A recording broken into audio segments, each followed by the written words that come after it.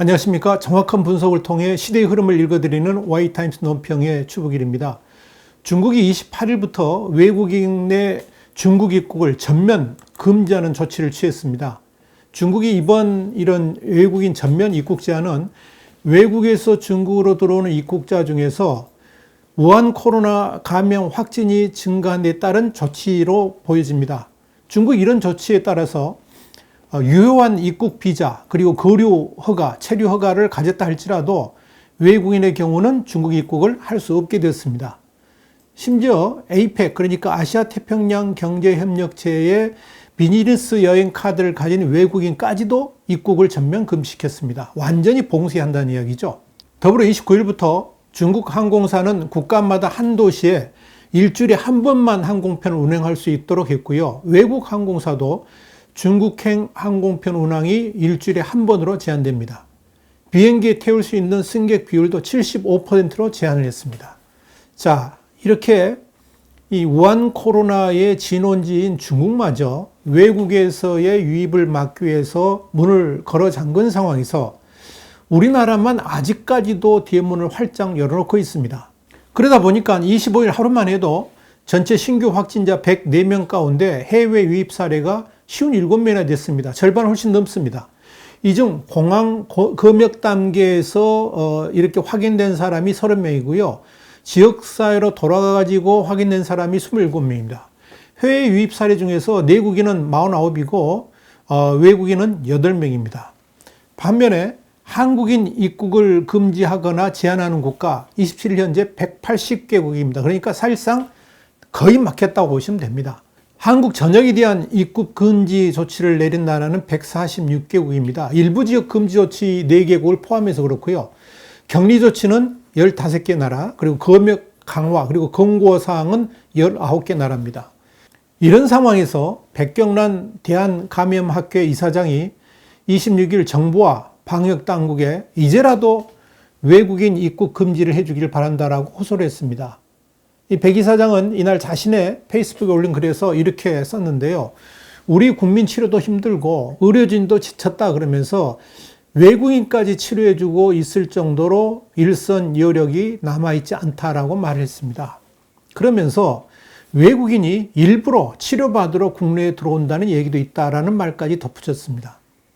이 외국인에 대한 검사와 치료비, 심지어 생활비까지 지원해주는 것을 꼬집은 것입니다.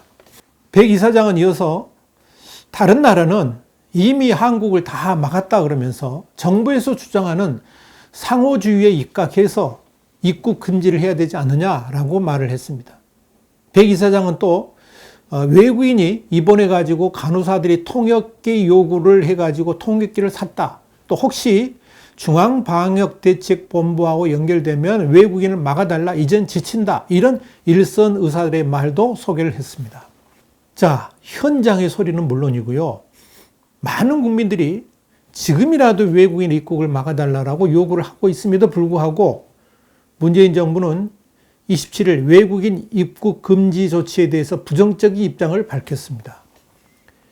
정세균 국무총리는 27일 날 전체 해외 유입 환자의 90%가 우리 국민인 점을 감안한다 그러면 당장 입국 금지 같은 극단적 조치를 채택하는 데는 제약이 따른다 그러면서 사실상 입국 금지를 하지 않겠다고 선언한 겁니다. 그런데 말입니다. 전문가들은요, 지금 그걸 말하는 게 아니고 외국인에 대한 입국 차단을 요구한 겁니다. 근데 정 총리는 엉뚱하게 내국인이 90%니까 환자의 90%니까 입국 금지 조치에 부정적 입장을 표명한 겁니다. 분명한 동문서답입니다. 우리 국민의 입국을 막으라는 것이 아니고요. 외국인만 막아달라는 겁니다. 그 외국인들 있는가 없는가, 병이 있는가 없는가, 그거 검역하느라고 고생도 많고 시간도 많이 투입되고 예산도 많이 투입되니까 그거 막아달라 그러는 겁니다. 그래 안 해도 우리 국민들 방역과 치료에도 버거운데요. 외국인까지 감당하기 너무 벅차고 또 외국인들로 인해 가지고 차질이 생길 수도 있으니까 입국을 차단해달라고 요구한 것인데 정부는 딴소리만 하고 있는 겁니다. 문재인 대통령도 그랬죠. 중국인 입국을 막으면 우리나라도 다른 나라들로부터 입국 금지를 당할 수 있다라고 했었죠. 그런데 이미 180여 개국에서 우리 국민들은 입국 금지를 당하고 있습니다. 정부가 우리 국민들에게 앞으로 2주간 사회적 거리두기를 적극 권장하려고 한다면 최소한 외국인 입국이라도 금지하면서 우리 국민들한테 협조를 요구하는 것이 당연한 거 아닙니까? 여러분 어떻게 생각하십니까? 방역 선진국들이 어떻게 하는가 좀 보고 배우세요.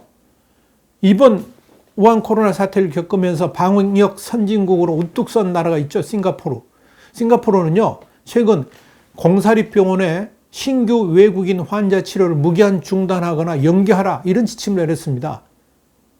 한정적인 의료 자원을 아껴가지고 자국민 치료에 대비하겠다는 것이죠.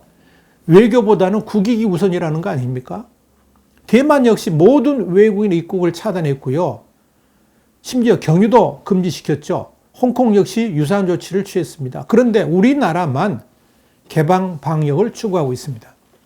이미 우리 신문은 이런 바보 같은 짓을 그만두라고 촉구한 바 있습니다.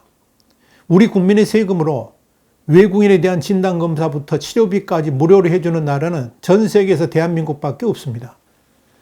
우리 국민들마저 제대로 누리지 못하는 그런 혜택을 외국인에게 무작정 쏟아붓고 있는 겁니다. 그래서 다시 한번 정부에 촉구드리는데 제발 문 좀 닫으세요. 우리 국민들이 불쌍하지도 않습니까? 지금 유럽과 미국에서 입국하는 외국인은 매일 3,000명 안팎으로 추산됩니다.